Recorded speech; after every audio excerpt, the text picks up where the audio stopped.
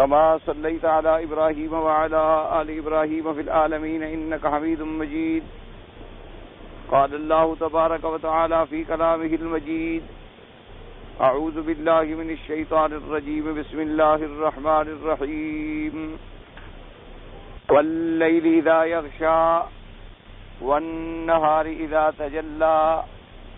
وما خلق الذكر والأنثى إن سعيكم لشتى فأما من أعطى واتقى وصدق بالحسنى فسنيسره لليسرى وأما من بخل واستغنى وكذب بالحسنى فسنيسره للعسرى وما يغني عنه ماله إذا تردى.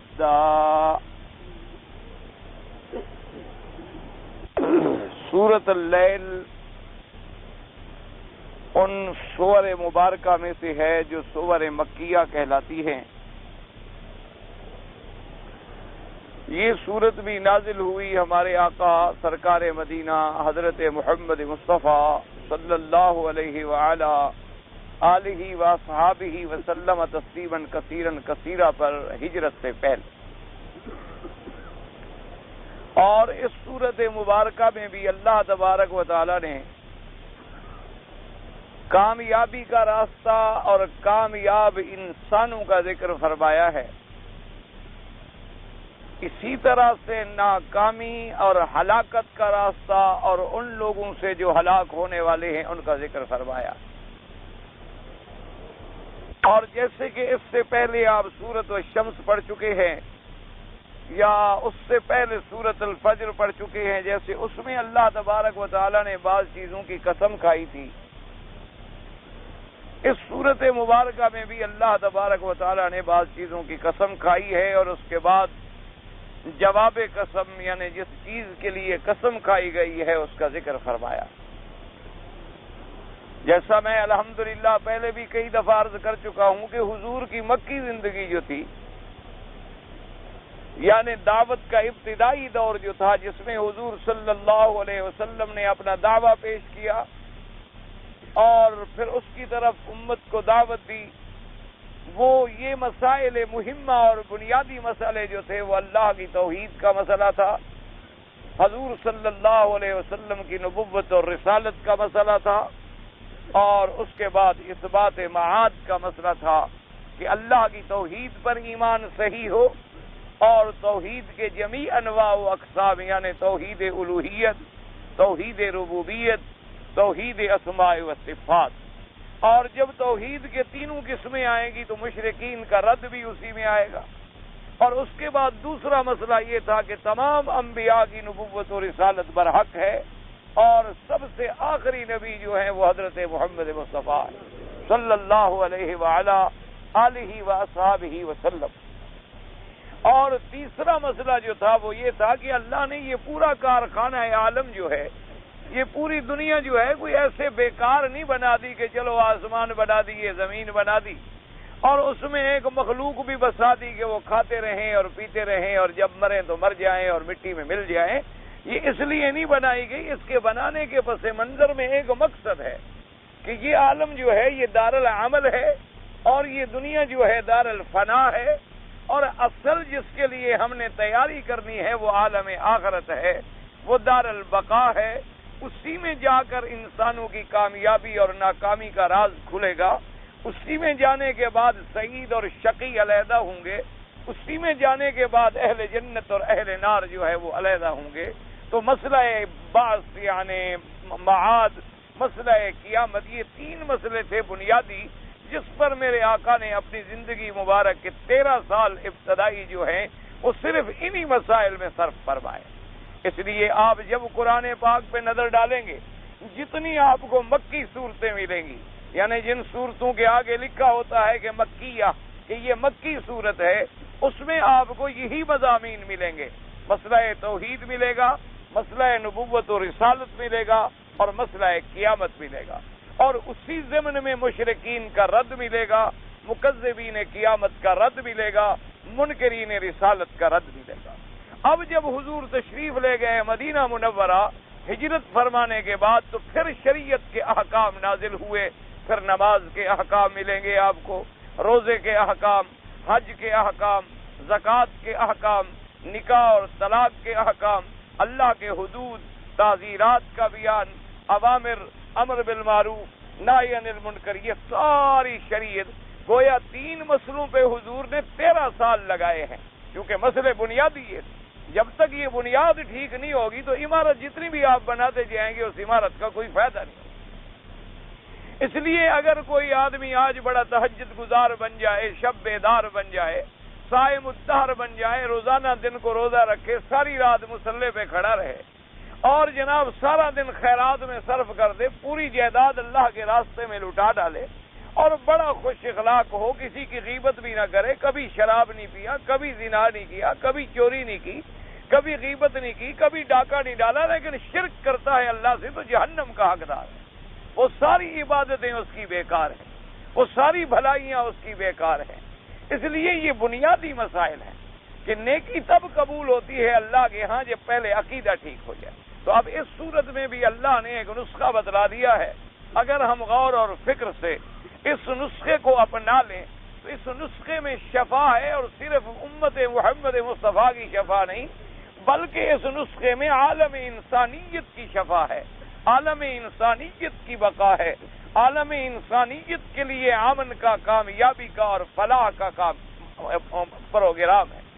کیونکہ قاعدہ یہ ہے کہ جتنے پہلے نبی گزرے ہیں یاد رکھیں وہ اپنے اپنے علاقے میں اور اپنی اپنی قوم کے لیے بھیجے گئے۔ کسی کو اللہ تبارک و تعالیٰ نے قوم لوط کی طرف بھیجا، کسی کو اللہ نے قوم عاد کی طرف بھیجا، کسی کو اللہ نے قوم سمود کی طرف بھیجا، کسی کو اللہ نے بنو اسرائیل کی طرف بھیجا۔ یعنی سب سے زیادہ پھر نبوت موسیٰ علیہ السلام اور عیسیٰ علیہ السلام کی باعتبار امت کی ہے، لیکن ان کی دعوت بھی صرف بنو اسرائیل تک محدود تھی۔ یہ شرف اگر ملا ہے اور یہ عظمت اگر ملی ہے تو دعوت محمد مصطفیٰ صلی اللہ علیہ وعلا آلہ واصحابہ وسلم تسلیما کثیرا کثیرا کو ملی ہے کہ آپ کی دعوت جو ہے وہ دعوت عالمی ہے، آپ کی پکار جو ہے وہ پوری عالم انسانیت کے لیے ہے، مشرق سے مغرب تک اور شمال سے جنوب تک، اور پھر کسی خاص وقت کے لیے نہیں ہے بلکہ قیامت تک یہی شریعت ہے، یہی دین ہے، یہی دعوت ہے۔ اور پھر حضور کی دعوت کو عرب کے لیے نہیں ہے، حضور کی دعوت کسی گورے اور کالے کے لیے نہیں ہے، حضور کی دعوت کسی وطنیت کے لیے نہیں ہے، حضور کی دعوت کسی قومیت کے لیے نہیں ہے، حضور کی دعوت کسی لسانیت کے لیے نہیں ہے، بلکہ اللہ کی نبی کی دعوت جو ہے دعوت انسانیت ہے، دعوت عامہ ہے کہ یا ایھا الناس، کیا ہے پوری کائنات کے لوگوں ہم تمہیں دعوت دیتے ہیں، اعبدوا ربکم الذی خلقکم۔ اس لیے آپ سارے قرآن میں پڑھیں گے تو جہاں بھی آپ دیکھیں گے یا ایھا الناس، یا ایھا الناس، یا ایھا الناس۔ کسی قرآن کی آیت میں اللہ نے اپنے نبی کو یہ حکم نہیں دیا کہ آپ صرف فلاں قوم کو ہدایت دیں، فرمایا نہیں، ہم نے تو آپ کو بھیجا ہے وما ارسلناک الا رحمۃ للعالمین، اور فرمایا کہ ہم نے آپ کو بھیجا ہے کافۃ للناس۔ اسی طرح حضور نے فرمایا یا ایھا الناس انی رسول اللہ الیکم جمیعا، کہ اے لوگو، اے انسانوں، اے ابن آدم کی اولاد۔ تو حضور کی دعوت مبارک جو ہے وہ عالم انسانیت کے لیے ہے۔ تو اور یہ بھی بات یاد رکھ لیں کہ آج پوری کائنات میں دنیا نے بڑے بڑے نظریے پیش کیے ہیں، دنیا نے بڑے بڑے سائنٹیفک قسم کے اصول اور قواعد پیش کیے ہیں، لیکن تمام نظریے کچھ وقت گزرنے کے بعد فیل ہو گئے۔ اگر نظریہ اور دین باقی ہے تو صرف حضرت محمد رسول اللہ صلی اللہ علیہ وعلا آلہ واصحابہ وسلم تسلیما کثیرا کثیرا۔ تو جب آپ قرآن میں دیکھتے ہیں تو قرآن یہ نہیں بتاتا کہ ابھی مکے والوں تم صرف یہ بات کرو، یا مدینہ منورہ والوں بس خاص یہ بات تمہارے لیے ہے اور کسی کے لیے نہیں ہے، یا کبھی اس نے کہا ہو کہ بھئی جو عربی بولنے والے ہیں میرا قرآن صرف ان کے لیے ہے، کبھی یہ نہیں فرمایا، بلکہ اللہ کے پیغمبر نے تمام دنیا کو دعوت دی۔ اب جیسے اسی صورت مبارکہ میں ایک جامع کامل معنی تام نسخہ موجود ہے، اگر ہم اس کو سمجھ لیں اور اس کو اپنا لیں تو ہم فلاح پا سکتے ہیں دنیا میں بھی اور آخرت میں۔ فرماتے ہیں واللیل اذا یغشا، فرمایا مجھے قسم ہے رات کی، واللیل رات، واللیل اذا یغشا، اذا یغشا مانا جب وہ ڈھانپ لے. اب یاد رکھیں اذا یغشا، لیکن آگے یغشا کا مفعول ذکر نہیں کیا گیا. جیسے پہلے آپ نے پڑھا تھا نا، وہاں تو تھا نا والشمس وضحاہا، یا فرمایا تھا واللیل اذا یغشاہا، یہاں مفعول کا ذکر نہیں آیا. یہاں فرماتے ہیں واللیل اذا یغشا، فقط مفعول کا کوئی ذکر نہیں. اب اس کا مفعول کیا ہے؟ تو بعض علماء نے فرمایا، مفسرین سلف صالحین نے، کہ قسم ہے مجھے رات کی اذا یغشا، جب وہ سورج کو ڈھانپ لے، جب سورج کو چھپا دے، اندھیرا غالب آ جائے. جیسے کہ قرآن پاک نے دوسرے مقام پہ بھی فرمایا والذی جعل اللیل والنہار خلفۃ لمن اراد ان یذکر او اراد شکورا. اللہ نے فرمایا وہ کامل ذات، وہ قادر مطلق ذات جس نے رات اور دن کو ایک دوسرے کا خلیفہ بنا دیا. خلیفے کا کیا ماننا؟ پیچھے آنے والا، رات کے پیچھے دن، دن کے پیچھے رات، تو یہ ایک دوسرے کے خلیفے ہیں. خلیفہ کس کو کہتے ہیں؟ جو اس کے بعد آئے. جیسے کہ میرے آقا سیدنا محمد الرسول اللہ کے کروڑوں صلاۃ و سلام ہوں آپ پر، آپ کے بعد کون آئے؟ سیدنا ابی بکر، سیدنا ابی بکر رضی اللہ تعالی عنہ. تو سیدنا ابی بکر جو ہیں وہ خلیفہ ہے محمد مصطفیٰ. اور خدا کی قدرت ہے کہ بعض علماء نے، جیسے کہ قفال رحمت اللہ علیہ نے لکھا ہے کہ یہ سورت مبارک جو ہے اس کا شان نزول جو ہے، شان نزول ہی سیدنا ابی بکر صدیق رضی اللہ تعالی. خدا کی قدرت ہے کہ اس سورت مبارکہ کا ایک عجیب شان نزول علماء نے لکھا ہے کہ سیدنا ابی بکر رضی اللہ تعالی عنہ اور دوسرا آدمی جس کی مثال دی گئی ہے اس سے مراد امیہ ابن خلف ہے. نے کہا کہ چونکہ سیدنا ابی بکر رضی اللہ تعالی عنہ آپ کی یہ عادت مبارک تھی کہ اس ابتدائی اسلام کے زمانے میں چونکہ مسلمانوں کو ستایا جاتا تھا، مسلمانوں کو رلایا جاتا تھا، مسلمانوں پہ عذاب برسائے جاتے تھے، تو آپ اس تلاش میں رہتے تھے کہ جہاں کسی غلام کو تکلیف میں مبتلا دیکھا،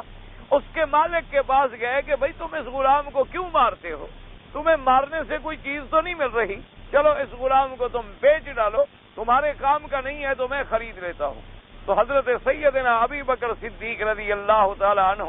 وہاں سے غلام کو خریدتے اور غلام کو اللہ کے لیے آزاد فرما دیتے. جیسے کہ آپ نے خریدا حضرت بلال رضی اللہ تعالی عنہ. اسی طرح ابتدائی ہجرت سے قبل آپ نے تقریباً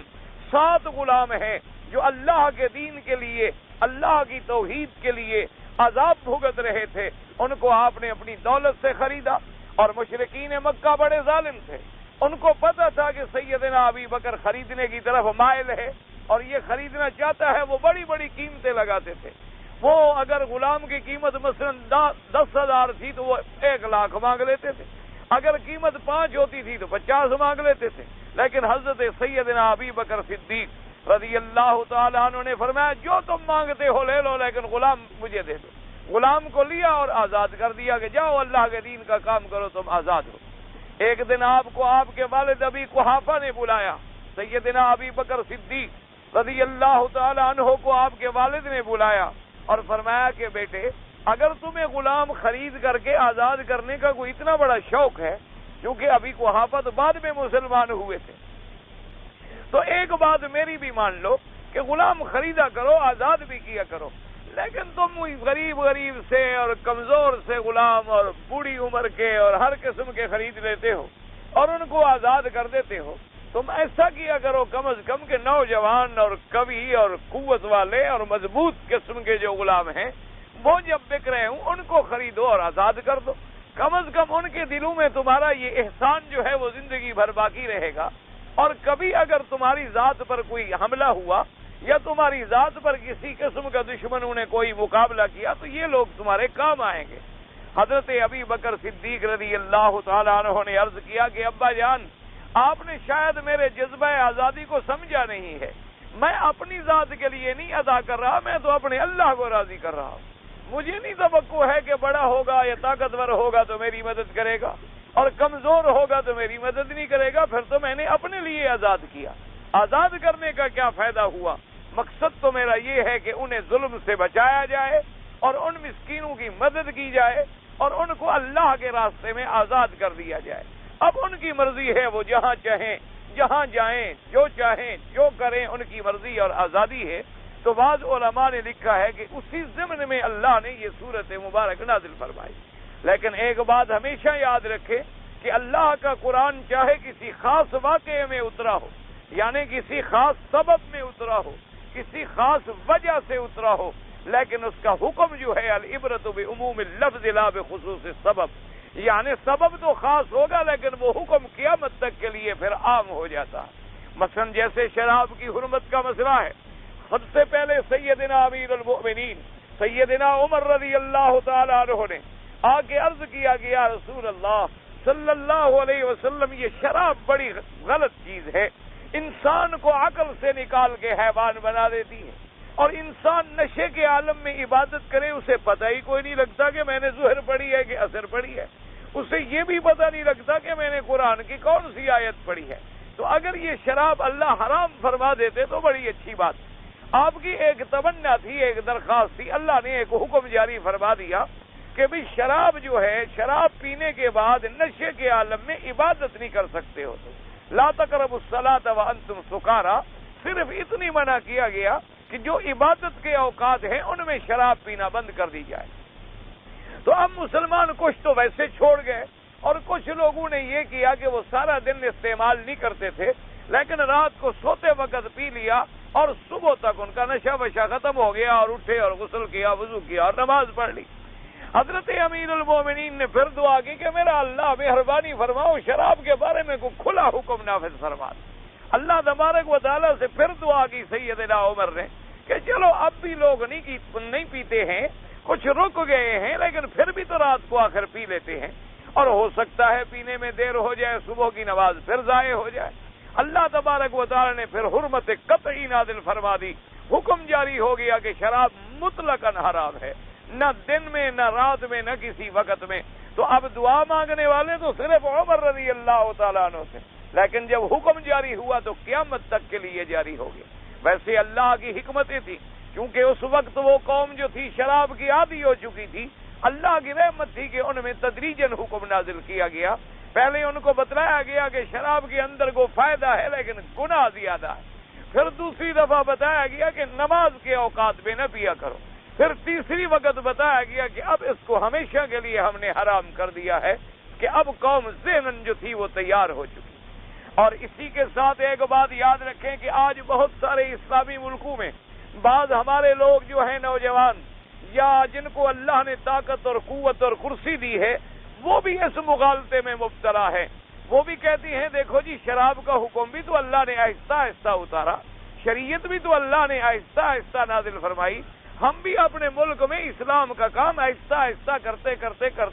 کر جائیں گے۔ تو یہ ان کو غلط فہمی ہے۔ ابتدا میں جب شریعت اتری ہے تو وہ کافروں میں اتری تھی، مسلمانوں میں تو نہیں اتری۔ اب تو آپ ایک مسلمان معاشرے کے فرد ہیں، تو جب آدمی مسلمان ہو جاتا ہے اور کلمہ پڑھ لیتا ہے اور شریعت کاملہ کی اتباع اس کے ذمے خود بخود لازم ہو جاتی ہے، اب اس کے لیے آہستہ آہستہ یا تدریجی کا مسئلہ جو ہے وہ خود بخود ختم ہو جاتا ہے، بلکہ ہمارے لیے اللہ کا حکم جو ہے وہ نافذ ہے، اور اللہ کا حکم جو ہے وہ واجب العمل ہے، اور حضور کی اطاعت جو ہے وہ ہم سب کے لیے ضروری اور واجب ہے۔ تو اس لیے بعض علماء نے فرمایا یہ سورت اتری سیدنا ابی بکر رضی اللہ تعالی عنہ کے حق میں، لیکن حکم جو ہے وہ عام ہے۔ تو اب دیکھیں یغشا کا مفعول جو ہے ذکر نہیں کیا گیا، فرمایا واللیل اذا یغشا، بعد نے فرمایا کہ رات کی قسم ہے جب چھپا لے سورج کو، بعد نے کہا واللیل اذا یغشا ای یغشا النہار، مجھے قسم ہے رات کی جب وہ چھپا لے دن کو۔ انہوں نے کہا کہ مفعول یہاں نہار مراد ہے کہ رات آگے دن کو چھپا لیتی، اور بعض علماء نے فرمایا واللیل اذا یغشا، مجھے اللہ نے فرمایا قسم ہے رات کی جب وہ چھپا لیتی ہے ہر چیز کو، اس میں دن بھی آ گیا، اس میں سورج بھی آ گیا، اس میں ہر وہ چیز آ گئی جس کو رات اپنی تاریکی میں آ کے ڈھانپ لیتی ہے۔ رات ایک قسم کا اللہ نے پردہ بنا دیا ہے، سب کو آ کے وہ چھپا دیتی ہے۔ اور اسی سے یہ بھی ہمیں پتہ چل گیا کہ اللہ کا یہ نظام جو ہے وہ قائم ہے، جیسے مثلاً اب دیکھیں سورج نکلا ہو اور آگے بادل آ جائے تو سورج چھپ جاتا، لیکن سورج موجود تو ہوتا ہے، وہ بادلوں کی اوٹ میں آ گیا تو اس لیے اس کی روشنی نہیں پڑ رہی۔ اس لیے علماء نے فرمایا کہ ہر چیز اپنی جگہ پہ موجود ہے اور اپنے اپنے مقام اور مدار میں وہ اپنا حکم کے مطابق وہ چل رہی ہے، رات آ کے صرف اس کو ڈھانپ رہی ہے اور چھپا رہی ہے۔ فرمایا واللیل اذا یغشا، اور دوسری قسم کا ہی فرمایا والنہار اذا تجلی، اور فرمایا مجھے قسم ہے دن کی جب وہ روشن ہو جائے، تو پہلے رات کا ذکر آیا اور بعد میں دن کا ذکر آیا۔ فرمایا مجھے قسم ہے دن کی والنہار اذا تجلی، مجھے قسم ہے دن کی جب روشن ہو جائے۔ تو اب سمجھیں دو چیزوں کی قسم آئی، ایک رات کی اور ایک دن کی، لیکن رات کا ذکر پہلے آیا اور دن کا ذکر بعد میں آیا۔ پہلے قسم آئی رات کی اور پھر قسم آئی دن کی۔ علماء نے فرمایا اس کی وجہ یہ ہے کہ اصل رات ہے، اصل جو ہے وہ ظلمت ہے، اس ظلمت میں پھر اللہ نور فرماتے ہیں۔ اسی لیے دیکھیں کہ رات جو ہے دن پر ویسے بھی مقدم ہے۔ کیا مانا؟ دن جو ہے وہ رات کے تابع ہوتا ہے۔ دن جیسے آپ کہتے ہیں نا جی جمعہ رات، جب آج آپ کہیں گے ہفتے کی رات، حالانکہ ہفتہ تو کل سورج نکلنے کے بعد شروع ہوگا، سورج کے نکلنے کے بعد دن شروع ہوگا، لیکن ابھی سے آپ نے ہفتے کی رات کہنا شروع کر دیا، اس لیے کہ ہر دن جو ہوتا ہے وہ رات کے تابع ہوتا ہے۔ کیا مانا؟ جیسے رمضان کا چاند اگر نظر آ جائے تو ابھی آپ نے روزہ تو دوسرے دن صبح کو رکھنا ہے، لیکن آپ تراویح شروع کر دیتے ہیں کہ جی رمضان آ گیا، رات کو آپ نماز بھی پڑھیں گے، آپ تراویح بھی پڑھیں گے اور پھر سحری بھی کریں گے اور صبح کو پھر آپ روزہ رکھیں گے، کیونکہ وہ دن اس رات کے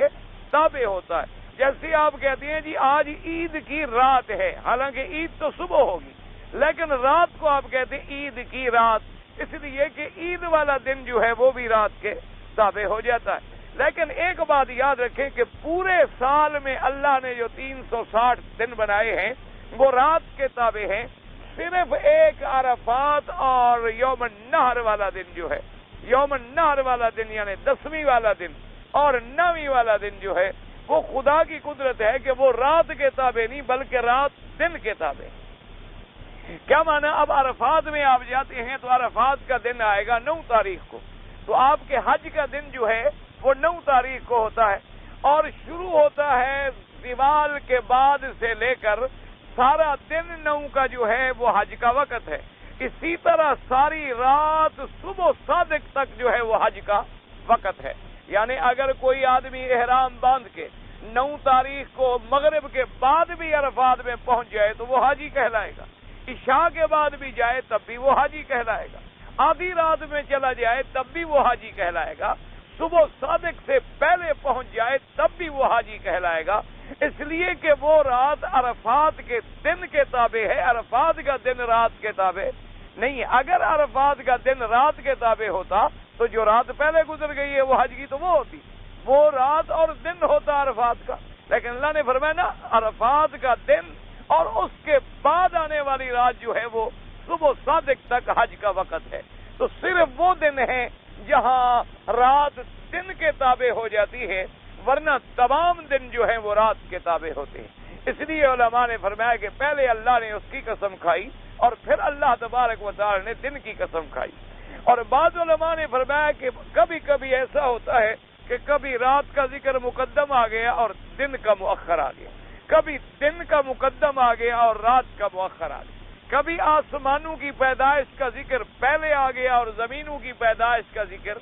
بعد میں آ گیا، کبھی زمینوں کا ذکر پہلے آ گیا اور آسمانوں کا ذکر بعد میں آ گیا۔ تو انہوں نے فرمایا کہ یہ بلاغت و فصاحت کی علامت ہوتی ہے، اور قرآن چونکہ اللہ کا کلام ہے، قرآن چونکہ اللہ کا کلام کلام خالق ہے، تو اس لیے اس کے اندر جو فصاحت اور بلاغت ہو سکتی ہے وہ دنیا کے کسی مخلوق کے کلام میں نہیں ہو سکتی۔ تو اس لیے چونکہ جب کلام کو یعنی مختلف انداز میں پیش کیا جائے تو قاعدہ ہوتا ہے کہ سننے والے کی توجہ زیادہ ہوتی ہے اس طرف کہ بھی ایک نئے اسلوب میں ہمیں خطاب کیا جا رہا ہے، ایک نئے انداز میں ہمیں مخاطب کیا جا رہا ہے۔ تو بعض علماء نے فرمایا کہ تقدیم تاخیر اس لیے ہوتی ہے،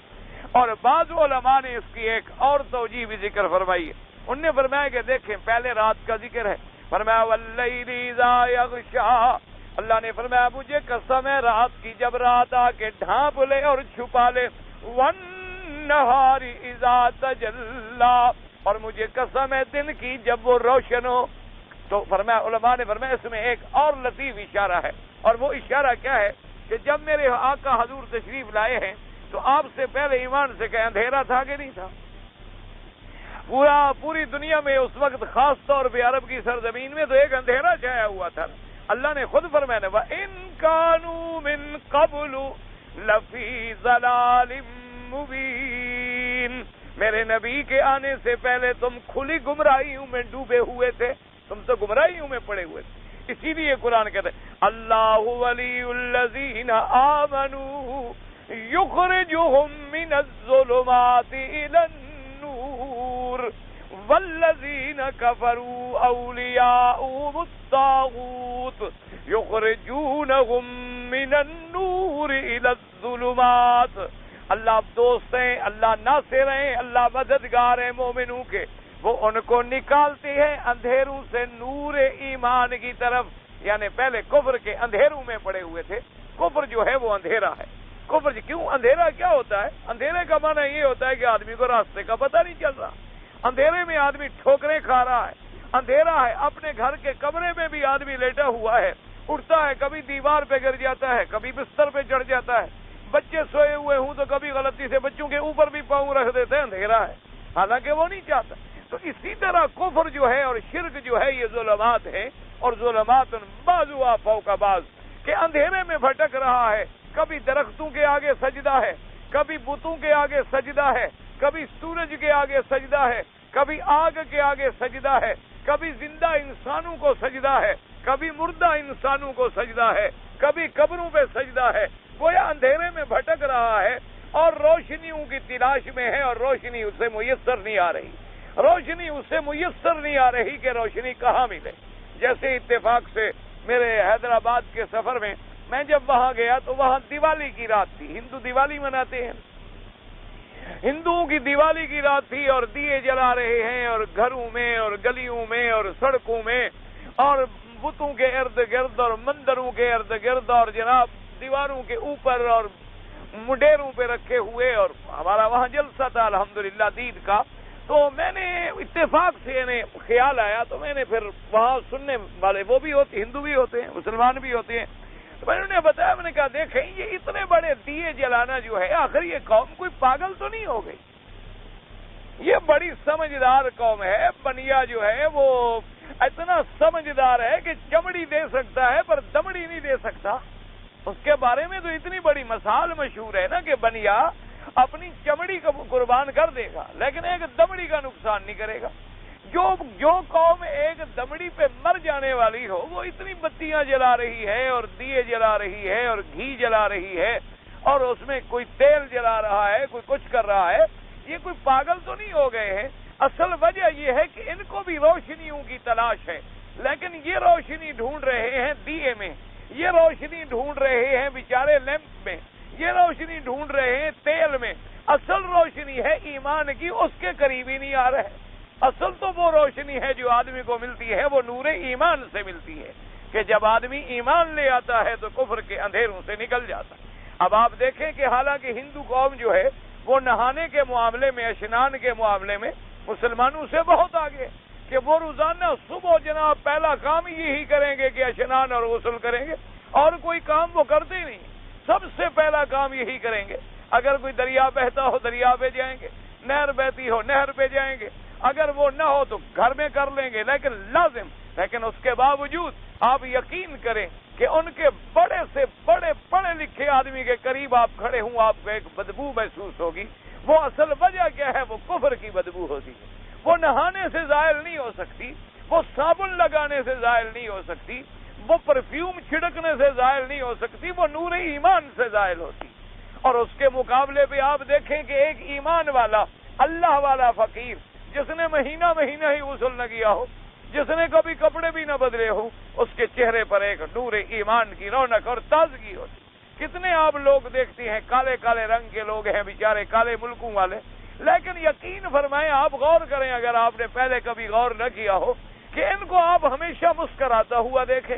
اور ان کے چہروں پر ایک عجیب سی کشش ہوتی ہے، تو وہ اصل کشش جو ہے وہ اللہ کی عبادت کی ہوتی ہے، وہ نور ایمان کی ہوتی ہے، وہ انسان کے گورے ہونے سے یا انسان کے سیاہ ہونے سے اس کا کوئی تعلق نہیں ہوتا۔ تو اس لیے علماء نے فرمایا کہ قوم اندھیروں میں پڑی ہوئی تھی، گویا رات پہلے تھی، اور جب اللہ نے میرے مدنی کو بھیجا حضرت محمد مصطفیٰ صلی اللہ علیہ وعلا آلہ واصحابہ وسلم تسلیما کثیرا کثیرا، اللہ کے کروڑوں صلاۃ و سلام ہوا آپ کی ذات مبارک پر، آپ آئے تو لوگوں کو اس اندھیروں سے نکالا، آ کر اللہ کی توحید کی دعوت دی، آپ نے فاران کی چوٹیوں سے پکارا اور لوگوں کو اس ظلمات سے نکالا۔ اور اس کے بارے میں ایک حدیث میں تائید بھی موجود ہے کہ صحابہ رضوان اللہ علیہم اجمعین کہتے ہیں کہ جب حضور پہلے دن مدینہ شریف میں تشریف لے آئے،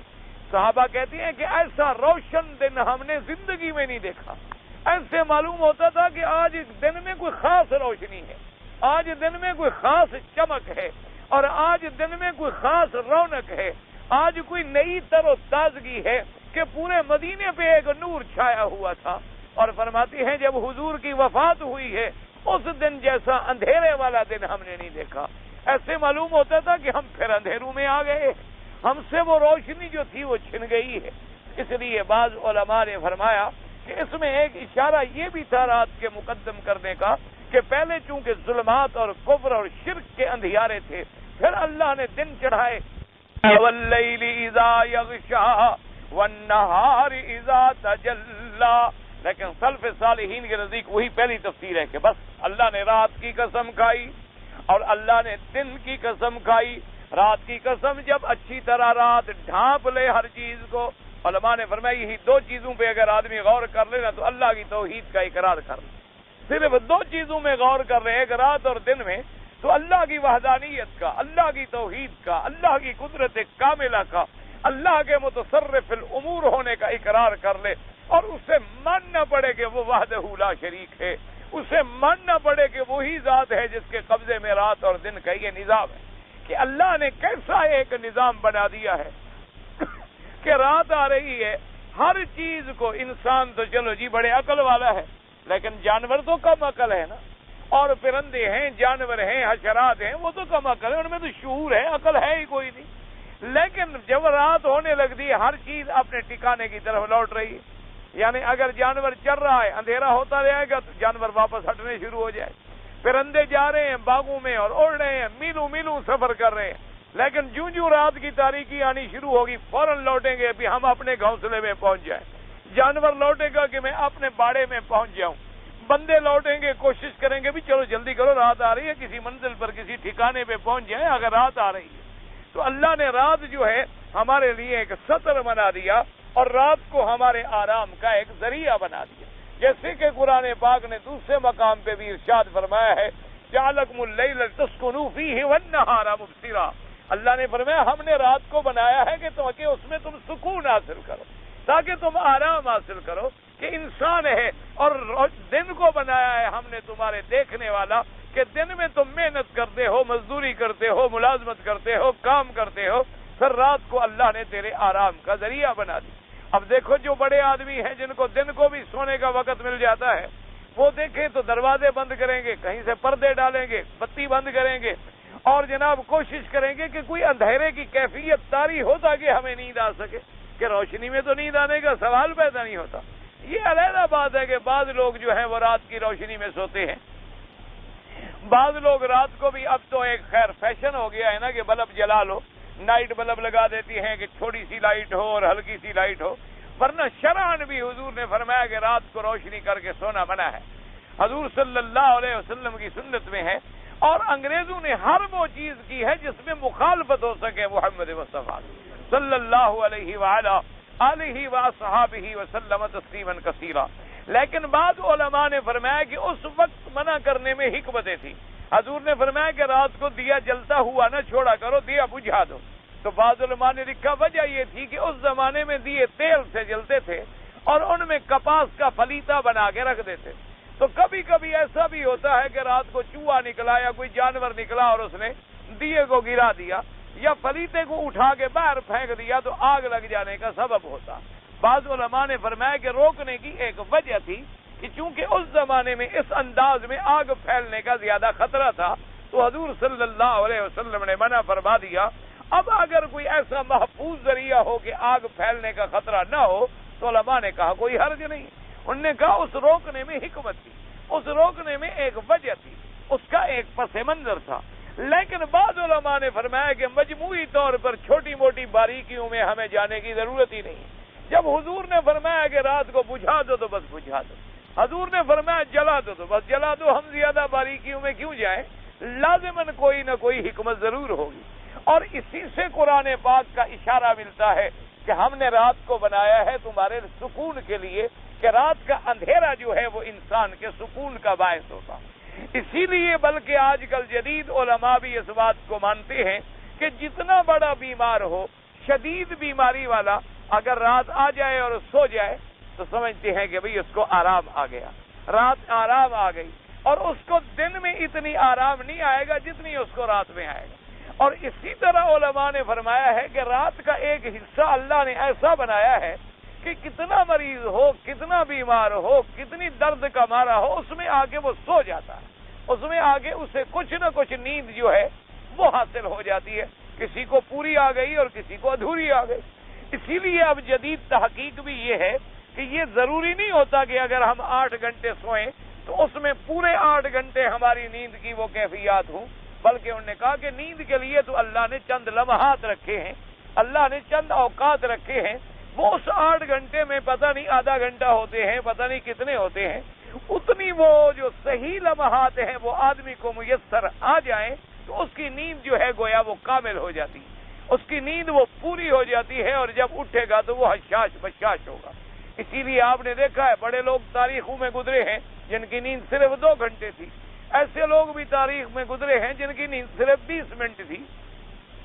اور ایسے لوگ تو گزرے ہیں جیسے حضرت مدنی رحمت اللہ علیہ کے بارے میں آتا ہے. حضرت حسین احمد مدنی رحمت اللہ علیہ, اللہ ان کی قبروں پہ رحمتیں فرمائے. ہم نے تو ان کی زیارت نہیں کی ہے, لیکن جن لوگوں نے ان کو دیکھا ہے وہ کہتے ہیں کہ ان کی نیند کا بھی عجیب عالم تھا کہ متواتر مثلا 2-2, 3-3, 4-4 دن حضرت سفر میں ہیں اور جلسے ہو رہے ہیں اور تبلیغ ہو رہی ہے, اور رات کو سونا نہیں مل رہا اور دن کو بھی آرام نہیں مل رہا, یا گاڑی ہے یا سفر ہے یا جلسہ ہے. کیونکہ ہم لوگوں کی تو زندگی ایسے ہوتی ہے نا جی, کہ جیسی حضرت شاہ جی رحمت اللہ علیہ, حضرت بخاری فرماتے تھے کسی نے پوچھا کہ شاہ جی کیا حال ہے, فرمایا بھئی آدھی ریل میں کٹ گئی اور آدھی جیل میں کٹ گئی. تو حال کیا پوچھتے ہو؟ کہا کہ جب ہم تقریر کرتے ہیں تو لوگ کہتے ہیں واہ شاہ جی, اور جب ہم جیل میں چلے جاتے ہیں تو لوگ کہتے ہیں آہ شاہ جی, اور اسی واہ اور آہ میں ہم تباہ ہو گئے, باقی لوگوں کا کام تو چل رہا ہے. فرمایا میرا حال فقیروں کا حال کیا پوچھتے ہو؟ تو حضرت مدنی رحمت اللہ علیہ کے بارے میں ہے کہ تھکے ماندے ہوئے جب مدرسے میں آتے رات کو, کبھی رات کو پہنچ گئے 11 بجے, کبھی 12 بجے, تو حضرت کی عادت تھی, اور بخاری شریف کا درس جو ہے وہ حضرت کے پاس تھا, چونکہ شیخ الحدیث حضرت تھے, تو اسی وقت حکم ہوتا بھی گھنٹہ کھڑکا دو, طلباء کو اطلاع کر دو کہ سبق ابھی سبق ہوگا, تاکہ جو ناغا کیا ہے وہ ناغا تو پورا کرنا ہے کسی شکل میں. تو طلباء جو ہیں جناب وہ سارے اسی وقت 12 بجے رات کو طالب انتظار میں رہتے تھے. ہماری طرح طالب تھوڑے تھے, وہ تو طالب تھے صحیح معنوں میں جنہوں نے علم حاصل کرنا تھا. وہ بھی اپنے شیخ کی انتظار میں ہوتے تھے کہ کب شیخ آئیں اور ہم بخاری کا درس پڑھیں. تو آپ آتے اور طلباء آ جاتے, اور کوئی آ رہا ہے, کوئی وضو کر رہا ہے, اور حضرت کہتے کہ بھائی حضرات اگر اجازت ہو میں تھکا ہوا ہوں تو میں صرف 20 منٹ کے لیے لیٹ جاؤں. تو طلباء کہتے کہ ہاں حضرت 20 منٹ تو طلباء کو آتے بھی لگ جائیں گے, 300-400-500 طالب علم نے اکٹھا ہونا ہے, اپنے اپنے کمروں سے اٹھنا ہے, وضو کرنا ہے, کتابیں نکالنی ہیں. تو حضرت جناب سر رکھتے اور سو جاتے, اور ٹھیک 20 منٹ کے بعد اٹھ جاتے, بغیر کسی کے اٹھائے ہوئے اور بغیر کسی کے کہے ہوئے. کہتے 15 منٹ کے لیے سو جاؤں تو ٹھیک 15 منٹ سو جاتے, سر رکھتے ہوئے نیند آ جاتی اور 15 منٹ کے بعد خود بخود کھل جاتی.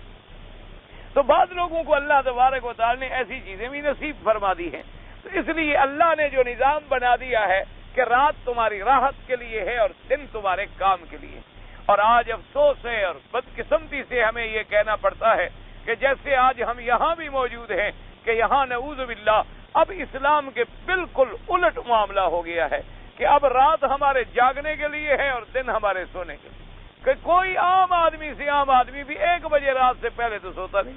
سوال ہی پیدا نہیں ہوتا. یعنی جو شریف آدمی ہے وہ کتاب پڑھ لے گا، اخبار پڑھ لے گا، مطالعہ کر لے گا، اور اس سے کچھ کم شریف ہے تو دوستوں سے گپے مار لے گا، اور کوئی اللہ معاف فرمائے عام برادری ہے تو وہ فلم لگا کے بیٹھ جائیں گے، سوئیں گے 1 بجے رات۔ 1 بجے رات سے پہلے سونے کا سوال ہی پیدا نہیں ہوتا۔ تو جب رات کو آپ 1 بجے سوئیں گے تو تہجد کون پڑھے گا؟ سوال ہی پیدا نہیں ہوتا۔ فجر کی نماز ہی نصیب نہیں ہوگی، تہجد کا تو سوال ہی پیدا نہیں ہوتا۔ جب 1 بجے سوئیں گے، اٹھیں گے کب؟ 7 بجے۔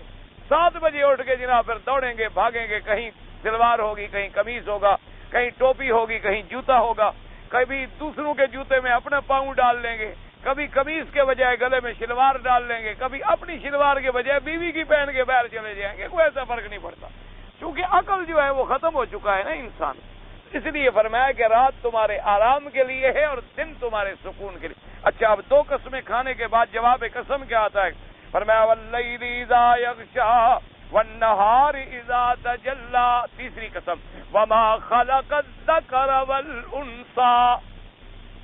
اب اس میں یاد رکھیں 2 قول ہیں۔ ایک قسم تو یہ ہے کہ قسم ہے اس ذات کی جس نے پیدا کیا نر اور مادہ کو، یعنی اللہ کی اپنی قسم ہو گئی، اور ایک یہ ہے کہ مطلقاً ذکر اور انثی کی قسم ہو گئی، کیونکہ دنیا میں کوئی مخلوق جو ہے اس میں کوئی شبہ نہیں، یا ذکر ہوگی یا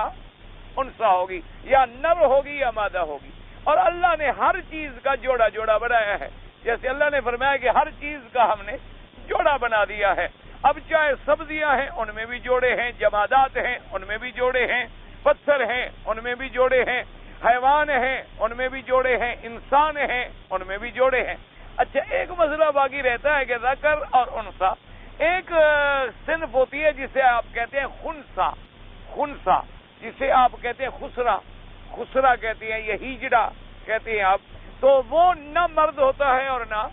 عورت کہلاتی ہے، لیکن اس کے لیے بھی شریعت میں حکم یہ ہے کہ اس کو دیکھنا ہوگا کہ کیا وہ پیشاب مرد کی طرح کرتا ہے یا عورت کی طرح کرتا ہے، کیونکہ یہ مسئلہ تب پیدا ہوتا ہے نا کہ جب ایک آدمی مر جائے اور اس کی اولاد میں کوئی خنثی ہو، تو بھئی اب جائیداد کیسے تقسیم کی جائے؟ اس کو لڑکے کا حصہ دیا جائے یا لڑکی کا حصہ دیا جائے، یا اگر مر جائے تو مثلا اس کو لڑکا سمجھا جائے یا لڑکی سمجھا جائے؟ تو ایسے مسائل جب پیدا ہوتے ہیں تو فقہا نے حل لکھا، انہوں نے کہا آخر ہے تو وہ بھی انسان، اس میں تو کوئی شبہ نہیں ہے، وہ انسان ہے، اب صرف یہ دیکھنا ہوگا کہ پیشاب مرد کی طرح کرتا ہے تو مرد کے حکم میں آ جائے گا، عورت کی طرح کرتا ہے تو عورت کے حکم میں چلا جائے گا، اس کے اس اعضاء کے مطابق فیصلہ ہو جائے گا، کیونکہ ہے تو وہ بھی انسانوں کی اولاد، اس میں باقی ساری چیزیں اللہ نے انسانوں کی طرح رکھی ہیں۔ اس لیے فرمایا کہ ایک قسم یا تو اللہ کی ہو گئی جس نے پیدا کیا مرد اور عورت،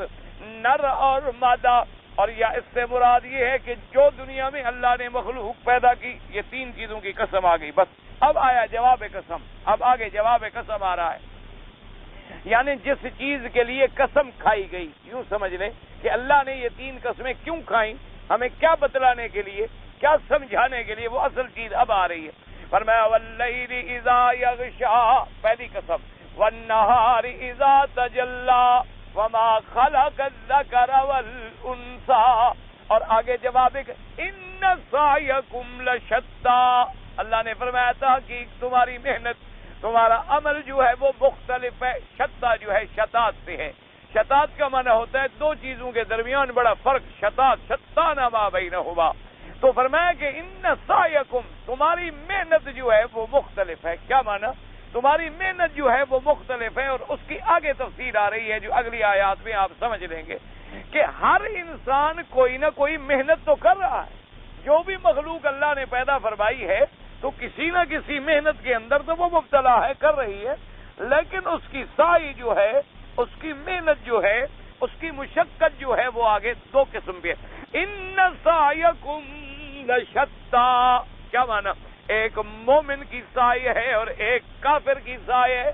سعی تو دنیا میں مومن بھی کر رہا ہے، عمل تو دنیا میں مومن بھی کر رہا ہے، اور عمل دنیا میں کافر بھی کر رہا ہے، لیکن اللہ نے فرمایا ان دونوں کے سعی میں، ان دونوں کے عمل میں آسمان اور زمین کا فرق ہے، جیسے فرمایا افمن کان مؤمنا کمن کان فاسقا، اللہ نے فرمایا ایک مومن ہو اور ایک کافر ہو برابر ہو سکتے ہیں؟ کبھی برابر نہیں ہو سکتے، جیسے اللہ تبارک و تعالی نے دوسری آیات کے اندر بھی ارشاد فرمایا فرمایا کہ لا یستوی اصحاب النار اصحاب الجنہ، فرمایا کہ جہنم والے کبھی جنت والوں کے برابر نہیں ہو سکتے. ایک جنت والا ہے، ایک جہنم والا، ایک سعادت والا ہے، ایک شقاوت والا ہے، ایک ایمان والا ہے، ایک کفر والا ہے. اب سائی تو دونوں کی ہے، سائی تو دونوں کی ہے، لیکن دونوں کی سائی. اب دیکھو نا جی، یہودی بھی تو دین پھیلا رہا ہے، نصرانی بھی تو دین پھیلا رہا ہے. انہوں نے تو بڑے بڑے مشن بنائے ہیں، انہوں نے بڑی بڑی مشنریاں بنائی ہیں، اور انہوں نے اپنے دین کو پھیلانے کے لیے، اپنے دین کی تبلیغ کے لیے باقاعدہ اپنی جائیدادوں کے حصے مقرر کر دیے. یعنی آپ حیران ہوں گے، آپ دیکھیں پوری دنیا میں جہاں عیسائی جائیں گے، کہیں ہسپتالیں بنائیں گے، کہیں سکول بنائیں گے، کہیں ادارے کھولیں گے، کہیں غریبوں میں کمبل تقسیم کریں گے، کہیں دوائیں تقسیم کریں گے. اس طریقے سے لوگوں کو اپنے قریب لانے کی کوشش کریں گے اور لاکھوں اور کروڑوں اور اربوں ڈالر خرچ کریں گے. آپ نے کبھی نہیں دیکھا ہوگا کہ عیسائیوں کا کوئی مبلغ، عیسائیوں کا کوئی مبشر، یا آپ نے کبھی نہیں دیکھا ہوگا کہ یہودیوں کا کوئی دعوت دینے والا، اسی طرح قادیانیوں کا، آغا خانیوں کا، جتنی باطل فرقے ہیں ان کو آپ نے کبھی بھیک مانگتے ہوئے نہیں دیکھا ہوگا. کبھی ان کو لوگوں کے گھروں سے جا کے روٹی تلاش کرتے ہوئے نہیں دیکھا ہوگا. کبھی ان کو چندہ مانگتے ہوئے نہیں دیکھا ہوگا. باطل تو اتنی زور لگا رہا ہے. یہ تو مسلمان ہم اتنا بے حس ہو چکے ہیں کہ ہمارا جو دین کا کام کرتا ہے کبھی اسے بھیک مانگنی پڑتی ہے، کبھی لوگوں کے دروازوں پہ جانا پڑتا ہے، کبھی زکوٰۃ کے اور چندے تلاش کرنے پڑتے ہیں، کبھی اس کو قربانی کے کھالے کی تلاش کرنی پڑتی ہے. وجہ یہ ہے کہ ہم اس میں پریشان ہوتے ہیں. خلاص خلیل اوتری خلیل اوتری عدیل اوتری ابو يا هذا درس خلاص روح حسبك ولا مسبك. خلاص اسكت يا اخويا. درس القرآن اذا قرئ القرآن فاستمعوا له وانصتوا لعلكم ترحمون. اذا قرئ اب چھوڑو جی چھوڑو. اللهم صل على سيدنا. تو اب جناب اسی سے آپ اندازہ لگا لیں کہ حالانکہ کام تو وہ بھی کر رہے ہیں. ان سعیکم لشتى، لیکن مختلف کام ہے. ایمان والا ایمان کے لیے کر رہا ہے اور کافر کفر کے. اب آگے دیکھیں اسی کی تفصیل اللہ نے قرآن میں بتلا دی. اب تین چیزیں یاد رکھ رہے ہیں. فَأَمَّا مَنْ أَعْطَى وَاتَّقَى وَصَدَّقَ بِالْحُسْنَى. فرمایا کہ ایک شخص وہ ہے جس نے اللہ کے راستے میں دیا، اور جس نے اللہ کے راستے میں دیا اور ڈرا. ڈرنے کا کیا معنی؟ یعنی ایسا نہیں کہ دے رہا ہو اور پھر اس میں ریا بھی ہو، ایسا نہیں کہ دے رہا ہو اور سمعت اور شہرت اور دکھلاوے کے لیے. فرمایا نانا واتقا، اپنے اللہ سے ڈر گیا. اب آتا میں یاد رکھو بعض علماء نے فرمایا ساری چیزیں آ گئی. صدقات واجبہ بھی آ گئے اور صدقات نافلہ بھی آ گئے. صدقات واجبہ بھی آئے اور صدقات نافلہ بھی آ گئے. کہ یعنی اللہ کے راستے میں جو اللہ نے فرض کیا، زکوٰۃ ہے زکوٰۃ دیتا ہے، والدین کا خرچہ ہے ادا کرتا ہے، بیوی بچوں کا خرچہ ہے ادا کرتا ہے. جیسے کہ ابتدا میں فرمایا وَمِمَّا رَزَقْنَاهُمْ يُنْفِقُونَ، جن کو ہم نے رزق عطا فرمایا ہمارے دیے ہوئے میں سے اللہ کے راستے میں خرچ کرتے ہیں. تو پہلی صفت یہ ہے کہ آتا اللہ کے راستے میں دینے والا. اور دینے والا بھی کیسے ہو کہ خالص اللہ کے لیے. جیسے آپ پہلے پڑھ چکے وَيُطْعِمُونَ الطَّعَامَ عَلَىٰ حُبِّهِ مِسْكِينًا وَيَتِيمًا وَأَسِيرًا. اور آگے اللہ نے بیان کیا إِنَّمَا نُطْعِمُكُمْ لِوَجْهِ اللَّهِ لَا نُرِيدُ مِنْكُمْ جَزَاءً وَلَا شُكُورًا. اللہ نے فرمایا جو میرے مومن بندے ہیں وہ مسکینوں کو دیتے ہیں، یتیموں کو دیتے ہیں، قیدیوں کو کھلاتے ہیں، اور ساتھ یہ کہتے ہیں کہ ہم تمہیں کھلا جو رہے اللہ کی رضا کے. کوئی ہمارا ذاتی مقصد اس میں نہیں ہے. تو اس لیے پہلی صفت کیا ہوئی؟ دینے والا. دوسری صفت کیا ہوئی؟ ڈرنے والا. اما من اعطى واتقى وصدق بالحسنى. تیسری صفت کیا ہوئی؟ تصدیق کرنے والا. حسنہ سے کیا مراد ہے؟ صحابہ نے فرمایا لا الہ الا اللہ. انہوں نے فرمایا تصدیق کرنے والا یعنی کلمہ شہادت اور ایمان لانے والا. اب یہ تین صفتیں جس میں آ جائیں گی، ایک دینے والا، اللہ سے ڈرنے والا، اور اللہ کی توحید، اللہ کے فرامین کی تصدیق کرنے والا، تو اللہ فرماتے ہم اس کو پھر کیا بدلا، فَسَنُيَسِّرُهُ لِلْيُسْرَىٰ، پھر ہم اس کو آسان کر دیتی ہیں اس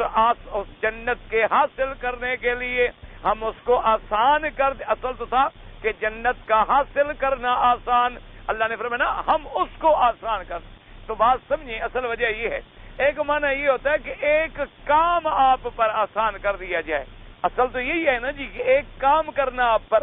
لیکن اللہ نے کہا ہم بندے کو آسان کر دیتے ہیں۔ کیا معنی؟ یعنی پھر جب وہ یہ نیکی کے کام کرتا ہے، اللہ پہ ایمان لاتا ہے، اللہ کے راستے میں مال لٹاتا ہے اور اللہ سے ڈرتا رہتا ہے، تو ہم گویا اس کی جبلت میں نیکی رکھ دیتے ہیں، اس کی طبیعت میں ہم داخل کر دیتے ہیں کہ اس کو پھر یہ کام کرنے جو ہے مشکل ہی نہیں لگتے۔ اب دیکھیں نا، جس میں اللہ راضی ہوتا ہے اس کو نماز ہے،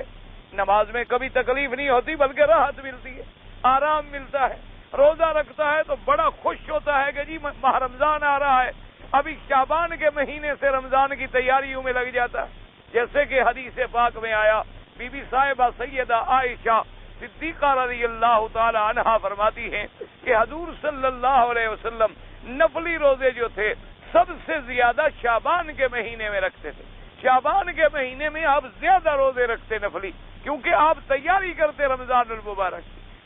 المبارک کے استقبال کے لیے۔ تو اللہ نے فرمایا ہم اس بندے کو گویا آسان کر دیتے ہیں کہ رات ہے، اندھیرا ہے، سردی ہے، گرمی ہے، نماز ہے، دھن ہے، قرآن ہے، تلاوت ہے، اسی میں لگا ہوا ہے۔ اور بالکل یہ مشاہدہ بھی ہے دنیا میں، آپ دیکھیں کہ ایسے بچے 7 سال کا بچہ ہو اور پورا قرآن یاد کر لے، تو یہ اللہ نے آسان نہیں کیا تو کون کر سکتا؟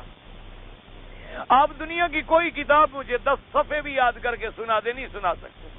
آپ دنیا کی کوئی کتاب یاد کرانے کی بچے کو کوشش کریں، اچھا یاد کر بھی لے گا 2-4 صفحے، امتحان دینے کے لیے 2 مہینے کے بعد بھول جائے گا، 2 مہینے کے بعد جو ہے اس کو کچھ یاد نہیں ہوگا۔ لیکن اللہ کا قرآن جو ہے یاد ہے اور پھر ساری زندگی تک کے لیے یاد ہے۔ اور اسی طرح دیکھیں بعض لوگ ایسے بھی ہیں ماشاءاللہ جو 10-10 پارے روزانہ قرآن پڑھتے ہیں، اللہ ان کے لیے آسان کر دیتے ہیں۔ ایسے بھی لوگ ہیں ماشاءاللہ جو رات کو کھڑے ہوتے ہیں تو 20-20 رکعت اور 12-12 رکعت اور 13-13 رکعت اور 8-8 سپارے منزل تہجد میں پڑھ رہے ہیں۔ اللہ نے فرمایا تو ہم اس کے لیے پھر یہ نیکی والا کام جو ہے آسان کر دیتی ہے۔ شرط یہ اس میں 3 صفتیں آ جائے، ایمان والی، اللہ سے ڈرنے والی اور اللہ کے راستے میں دینے والی۔ اچھا اس کے مقابل یہ ایک سائی تھی، دوسرے ان کی بھی 3 صفتیں ذکر کی۔ وَأَمَّا مَنْ بَخِلَ وَاسْتَغْنَىٰ وَكَذَّبَ بِالْحُسْنَىٰ فَسَنُيَسِّرُهُ لِلْعُسْرَىٰ، اور فرمایا جس نے بخل کیا، وہ عطا کے مقابلے پہ اس نے خرچ کیا، اس نے بخل کیا۔ اچھا اس کے بعد اس کا کیا تھا کہ وہ اللہ سے ڈرا اور یہ بے پرواہ ہو گیا کہ میرا کیا بگڑے گا، کیا جی کیا مرنا ہے، کیا کرنا ہے، بس جب تک زندہ ہے کھاؤ کماؤ مر جائیں گے، بات ختم ہوگی۔ وَكَذَّبَ بِالْحُسْنَىٰ، اور اس نے اچھی بات کی تکذیب کی، یعنی اللہ کی توحید کا بھی انکار، انبیاء کا بھی انکار، اللہ کے رسولوں کا بھی انکار، اللہ کے احکام کا بھی انکار، جس میں یہ 3 صفتیں آئیں تو پھر ان کا نتیجہ کیا نکلا؟ فرمایا فَسَنُيَسِّرُهُ لِلْعُسْرَىٰ، پھر ہم اس کو بھی آسان کر دیتی ہیں جہنم کے لیے،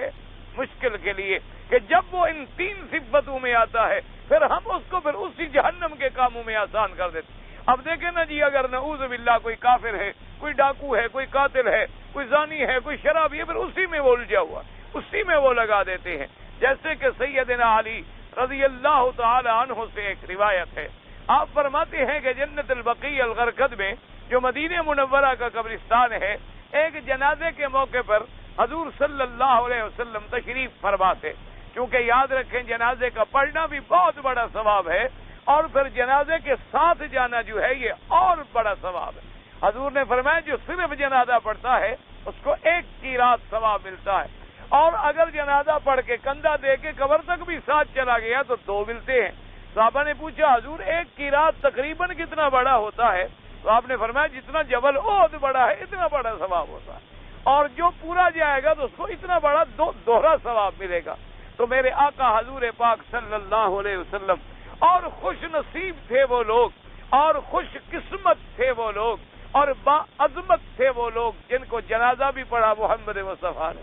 اور جن کو کندھا بھی دیا ہو حضرت محمد مصطفیٰ نے، اور جن کی قبر پہ تشریف لے گئے ہوں حضرت محمد مصطفیٰ صلی اللہ علیہ وآلہ آلہ واصحابہ وسلم۔ اور آپ قبر پہ تشریف لے آتے، اور کبھی کبھی تو آپ ہدایات بھی دیتے کہ ادھر سے ذرا قبر کو کھلا کرو، ادھر سے بھی ذرا ٹھیک کرو، نیچے سے بھی ذرا ٹھیک کرو، کوئی کنکری کوئی ایسی چیز چبھنے والی نہ رہے۔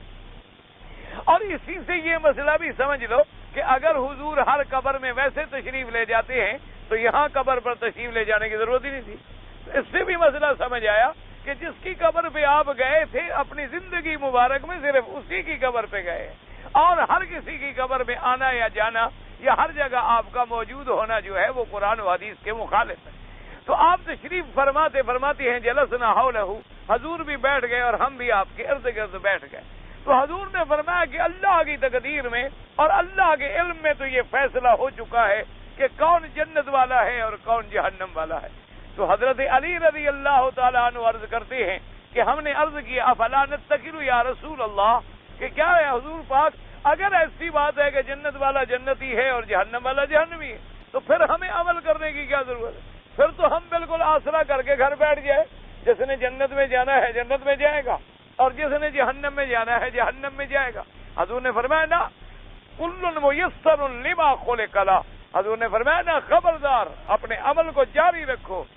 جو جس عمل میں لگا ہوا ہے گویا اللہ نے اس کو اسی کے لیے پیدا کیا، یعنی جو جنت والے عمل میں لگا ہوا ہے تو اشارہ ملتا ہے کہ اس کو اللہ نے جنت کے لیے پیدا کیا، اور جو جہنم والے عمل میں لگا ہوا ہے تو اس سے اشارہ ملتا ہے کہ وہ اسی لیے پیدا کیا گیا ہے۔ تمہارے ذمے ہے کہ تم اپنے اعمال کو جو اللہ نے توفیق دی ہے اس کو قائم رکھو۔ تو اس لیے علماء نے فرمایا کہ 3 صفتیں جو ہیں وہ مومن کی آ گئی اور 3 صفتیں جو ہیں وہ کافر کی آ گئی۔ جیسے کہ قفال نے فرمایا کہ 3 صفتیں سیدنا ابی بکر کی آ گئی اور 3 صفتیں امیہ بن خلف کی آ گئی۔ اللہ تبارک و تعالیٰ فرماتے ہیں پھر آگے نتیجہ کیا ہوگا، وَمَا يُغْنِي عَنْهُ مَالُهُ إِذَا تَرَدَّى، اور فرمایا نہیں نفع پہنچائے گا اس کو اس کا مال جب وہ ہلاکت کے گڑھے میں گرے گا۔ تردہ کا معنی ہوتا ہے اوپر سے کسی کھائی میں گر جانا، جیسے قرآن میں آتا ہے نا متردیہ، وہ بکری جو اوپر سے گرے اور مر جائے، تو یہاں بھی لفظ ہے اذا تردہ، یعنی جب وہ اوپر سے گرے اور جہنم میں پڑے۔ فرمایا اس دن اس کو مال کوئی فائدہ نہیں دے گا، دنیا کوئی فائدہ نہیں دے گی، بچے کوئی فائدہ نہیں دیں گے، قبیلہ کوئی فائدہ نہیں دے گا۔ اگر کام آئے گا تو وہ اعمال صالحہ آئیں گے کہ دل کے اندر ایمان ہو، زبان پہ اقرار ہو، اور پورے بدن کے اعضاء جو ہے وہ اللہ کی اطاعت میں لگے ہوئے،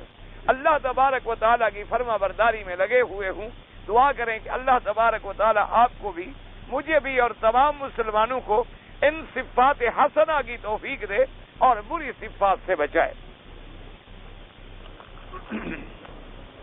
اگر کوئی آدمی اپنی لڑکی کو قرآن پاک یاد کرا دے، یعنی اس کی بچی حافظہ ہو جائے، تو کیا وہ بھی قیامت میں اپنے خاندان کے 10 افراد کی شفاعت؟ بالکل،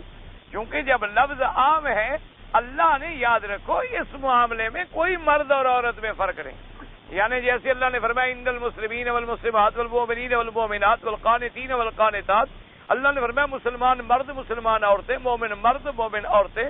عبادت کرنے والے مرد عبادت کرنے والی عورتیں، روزہ رکھنے والے مرد روزہ رکھنے والی عورتیں، گناہوں سے حفاظت کرنے والے مرد اور گناہوں سے حفاظت کرنے والی عورتیں، اللہ کا ذکر کرنے والے مرد اللہ کا ذکر کرنے والی عورتیں۔ اسلام میں اس طرح مرد اور عورت میں کوئی فرق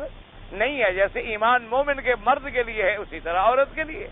جیسے جنت اللہ مردوں کے لیے اسی طرح عورتوں کے لیے، جیسے روزہ مردوں پہ فرض ہے اسی طرح عورتوں پہ فرض ہے، جیسے زکوٰۃ اللہ نے مردوں پہ رکھی اسی طرح عورتوں پہ رکھی، جیسے آپ نفل پڑھیں گے تہجد پڑھیں گے اجر ملے گا اسی طرح عورتوں کو ملے گا۔ صرف عورتوں کے احکام میں اللہ نے فرق رکھا ہے کہ عورت کا تعلق داخلی زندگی سے ہے اور مرد کا تعلق جو ہے وہ خارجی زندگی سے ہے۔ یہ اللہ نے ایک تقسیم رکھی ہے، ورنہ عورت کے کسی عزت و عظمت میں تو کمی نہیں ہے، بلکہ جو بچی قرآن حفظ کرے گی اس کے لیے تو زیادہ اجر ہے، اس کے لیے کیوں، لڑکے کے لیے تو زیادہ موقع ہوتے ہیں، اس استاد کے پاس گیا، مدرسے میں گیا، وہاں گیا اور بچی کے لیے تو مشکلات ہوتی ہیں کہ وہ تو پڑھے گی تو آخر کسی بااعتماد سے پڑھے گی، اور پڑھے گی تو باپردہ ہو کے پڑھے گی، اور پڑھے گی تو حفاظت سے پڑھے گی، پھر اپنے ایام کے دنوں میں بھی وہ قرآن نہیں پڑھ سکتی۔ تو بہرحال اگر لڑکی بھی قرآن کی حافظہ ہوگی تو حدیث کی روح کے مطابق قیامت والے دن انشاءاللہ وہ اپنے خاندان کے 10 افراد کی شفاعت کرے۔ اگر حرم شریف کے اندر ہم کسی مسکین غریب کو صدقہ دیں یا خیرات دیں یا زکوٰۃ دیں، دے سکتے ہیں، بالکل دے سکتے ہیں، یہ کوئی مسئلہ نہیں ہے کہ ابھی مسجد میں خیرات نہ دی جائے۔ وہ تو معاملہ ہوتا ہے کہ مسجد میں لین دین تجارت کا معاملات، کاروباری معاملات نہ کیے جائیں، ورنہ حضور کے صحابہ اصحاب صفہ غریب تھے، مسجد میں رہتے تھے، لوگ ان کو وہیں آگے دیتے تھے، اور حضور کے زمانے میں تو سارے کام ہی مسجد میں ہوتے تھے، تمام معاملات ہی مسجد میں حل ہوتے تھے۔ اور پھر خاص طور پہ مکے کی مسجد تو اتنی بڑی ہے کہ مسجد الحرام کا حکم جو ہے وہ پورے حرم کو ہے، تو حرم سے تو کوئی نکل ہی نہیں سکتا، ماشاءاللہ اتنا بڑا علاقہ ہے، تو ایسے خیرات دینا جو ہے منع نہیں۔ ویسے بہرحال یہ جو عام مانگنے والے ہوتے ہیں پیشہ ور، ان لوگوں کو آدمی نہ دے تو بہتر ہے،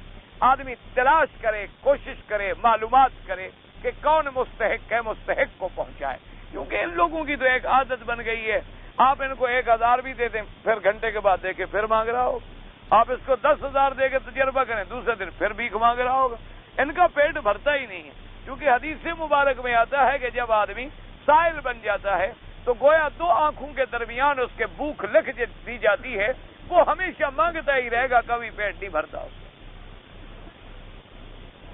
حضرت سیدنا عمر رضی اللہ تعالی عنہ یہ سیدنا ابو بکر کو کافر کہیں تو ان کے کفر میں بھی کوئی شبہ ہے آپ کو؟ اگر اتنے بڑے صحابہ کے بارے میں وہ یہ کہیں تو خود فیصلہ کریں۔ جی امام ابو حنیفہ رحمۃ اللہ علیہ کے نزدیک مغرب کی نماز کے بعد نفل پڑھنا جو ہے، امام صاحب یہ فرماتے ہیں کہ مغرب کی نماز کے بعد فوراً اذان کے بعد نماز کھڑی ہونی چاہیے، یعنی ان کے نزدیک جو ہے نفل پڑھنا زیادہ اولا و افضل نہیں ہے۔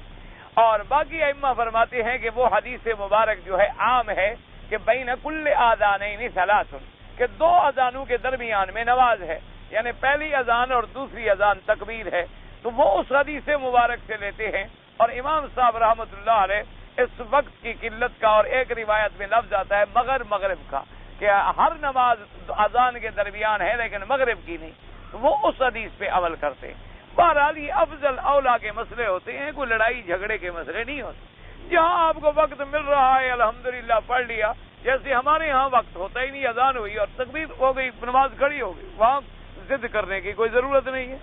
یہ ایسے مسئلے نہیں جس میں آدمی لڑے۔ واجب طواف پڑھنے کا، سورج ڈوب گیا ہے، موقع ہے پڑھ لیں، بعد میں پڑھیں تو بعد میں پڑھیں۔ عورت کا احرام جو ہے چہرے پر نہ لگے اور پردہ بھی قائم رہے، یہ نہیں کہ پردہ نہ کرے، کیونکہ حدیث میں آتا ہے حضور کی بیویاں جب آتی تھی احرام میں کہتی ہیں کہ جب آدمی ہمارے سامنے آتے صدلنا علی وجوہنا، ہم پردہ ڈال لیتے تھے اپنے چہروں پر، اور جب لوگ دور چلے جاتے تھے رفعنا، ہم پردے کو ہٹا لیتے۔ تو لہذا معلوم ہی